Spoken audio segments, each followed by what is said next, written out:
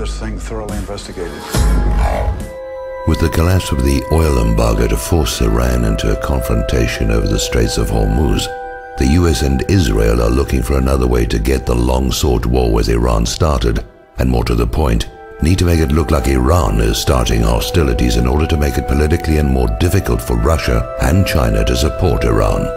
Now, recall that Israel has a past history of attacking US warships and framing others to trick the US into attacks on Israel's enemies, with the Israeli attack on the USS Liberty, initially blamed on Egypt, as the most well-known example.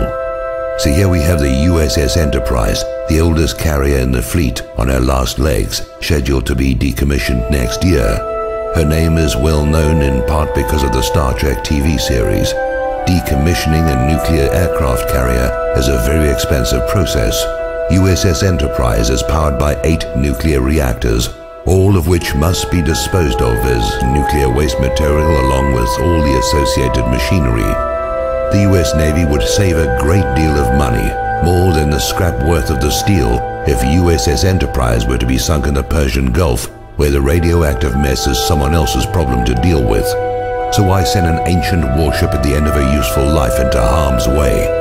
The same reason Franklin Roosevelt moved a bunch of obsolete warships from San Diego to Pearl Harbor, while their newer carriers and warships were well away from Hawaii on December the 7th, 1941. Israel has 3 Dolphin submarines, given to her by Germany. They have been seen transiting the Suez Canal in the past and could well be operating in the Gulf of Oman, even the Persian Gulf by now, lying in wait for a used-up and obsolete warship, more useful as a sacrificial lamb than an actual weapon, a ship with American sailors to be attacked as Israel attacked the USS Liberty, then to be blamed on the designated target, Iran, by a compliant media. If you agree with this analysis, please post this video everywhere you see this carrier story. If we can make them doubt a false flag will be believed, maybe they'll call it off.